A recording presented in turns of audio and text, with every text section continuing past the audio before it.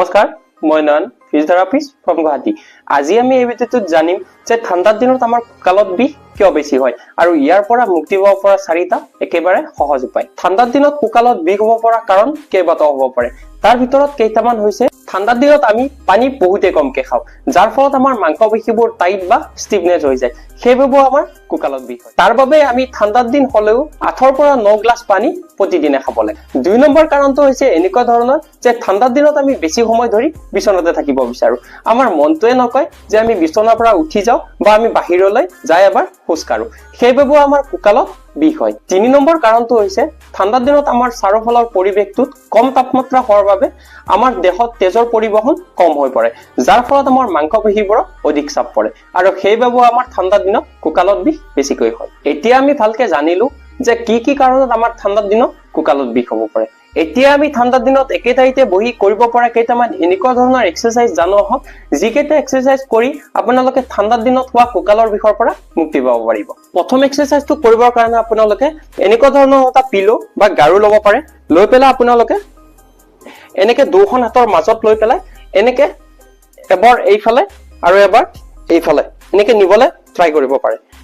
1 2 3 4 5 6 এনেকে আপোনালোকে ইফালে আৰু সিফালে 10ৰ পৰা 15 বাৰ কৰিব লাগিব। তাৰ পিছত এইটো হোৱাৰ পিছত এনেকে আপোনালোকে সেম হাত দুখনৰ মাজত গাৰুটো লৈ পেলাই এনেকে ওপৰৰ ফালে উঠাব লাগিব। যেতিয়া আপোনালোকে ওপৰৰ ফালে উঠাব, এনেকে মূৰটো ওপৰৰ ফালে উঠাব লাগিব। তাৰ পিছত আকৌ নৰ্মেল অৱস্থাত এনেকে 1 আকৌ 2 আকৌ এনেকে 3 এনেকুৱা আপোনালোকে এইটো এক্সাৰসাইজ 10ৰ পৰা 15 বাৰ কৰিব লাগিব। তাৰ পিছত 3 নম্বৰ এক্সাৰসাইজটোৰ কাৰণে আপোনালোকে হাত দুখন এনেকে পিঠিৰ পিছফালে নি পেলাই এনেকে ওপৰৰ ফালে দিব লাগিব মূৰটো। 1 এনেকে দিওঁতে আপোনালোকে কঁকালখন অলপ ভিতৰৰ ফালে এনেকে সোমাই দিব লাগিব। 2 আকৌ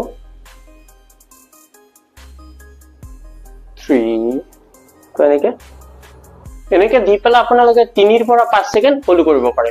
1 2 3 4 5 আকৌ এনেকে 1 2 3 4 5 আকৌ এনেকে 1 2 3 4 5 এনেকুৱা আপোনালোকে 10ৰ পৰা 15 বাৰ কৰিব লাগিব। তাৰ পিছত এক্সাৰসাইজটোৰ কাৰণে আপোনালোকে য'ত বহি আছে আপোনালোকে তাতে এনেকে ধৰিব পাৰে। আপোনালোকে যদি বিচনাত বহি আছে বিচনাতো ধৰিব পাৰে, বা মোৰ দৰে যদি আপোনালোকে চেয়াৰত বহি আছে চেয়াৰতো ধৰিব পাৰে। ধৰি পেলাই আপোনালোকে এনেকে সেম আগৰ এক্সাৰসাইজটোৰ দৰে এনেকে দিব পাৰে। 1 আকৌ এনেকে 2 এনেকে দিওঁতে আপোনালোকৰ পিঠিৰ এই যিখিনি মাসল আছে এই মাসলখিনি অলপ ষ্ট্ৰেচিং ফিল হ'ব। এনেকে আপোনালোকে এইটো এক্সাৰসাইজ 10ৰ পৰা 15 বাৰ কৰিব লাগিব। তাৰ পিছত আপোনালোকে এনেকে তলফালে হালিব লাগিব। 1 আকৌ এনেকে 2 আকৌ এনেকে 3 আকৌ এনেকে 4 এনেকৈ আপোনালোকে এইটো এক্সাৰসাইজ 10ৰ পৰা 15 বাৰ কৰিব লাগিব। তাৰ পিছত এক্সাৰসাইজটোৰ কাৰণে আপোনালোকে হাত দুখন এনেকে সিধা কৰি লৈ পেলাই এনেকে নিব লাগিব। লগতে আপোনালোকে মূৰটোৰে চাব লাগিব। 1 2 3 4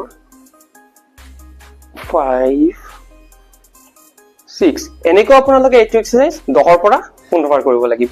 এইকেইটা এক্সাৰসাইজ আপোনালোকে প্ৰতিদিনে ঠাণ্ডাত একে ঠাইতে বহি পেলাই কৰিব পাৰিব। আৰু যদি আপোনালোকে ইয়াতকে কঁকালৰ বিষৰ বেলেগ এক্সাৰসাইজ কৰিব বিচাৰে তেতিয়াহ'লে ইয়াৰ বাবে মই আগতে ভিডিঅ' বনাই থৈছো। আপোনালোকে ভিডিঅ'ৰ ডেসক্ৰিপচন বক্সত যাই পেলাই বা আই বটনত শ্ব' হৈ থকা ভিডিঅ'টোত ক্লিক কৰি এই বিষয়ৰ সমাধানবোৰ চাব পাৰিব। আজিলৈ এইখিনিয়ে। আশা কৰিছো আজিৰ এই ভিডিঅ'টোৰ পৰা আপোনালোকৰ অলপ হ'লেও সহায় হ'ব। ইয়াৰ লগতে যদি আপোনালোকৰ বেলেগ ফিজিঅথেৰাপি এক্সাৰসাইজ ৰিলেটেড কিবা কুৱেশ্যন আছে তেতিয়াহ'লে মোৰ এই ভিডিঅ'টোৰ তলত কমেন্ট কৰিব পাৰে। মই আপোনালোকক নিশ্চয় সহায় কৰিবলৈ ট্ৰাই কৰিম। আৰু যদি আপোনালোকে কান্ধৰ বিষত ভুগি আছে তেতিয়াহ'লে লেফট সাইডে শ্ব' হৈ থকা ভিডিঅ'টো ক্লিক কৰি এই বিষয়ৰ সমাধানবোৰ চাব পাৰিব। আৰু যদি আপোনালোকে গুৰুৱাৰ বিষৰ সমস্যাত ভুগি আছে তেতিয়াহ'লে ৰাইট সাইডে শ্ব' হৈ থকা ভিডিঅ'টো ক্লিক কৰি এই বিষয়ৰ সমাধানবোৰ চাব পাৰিব।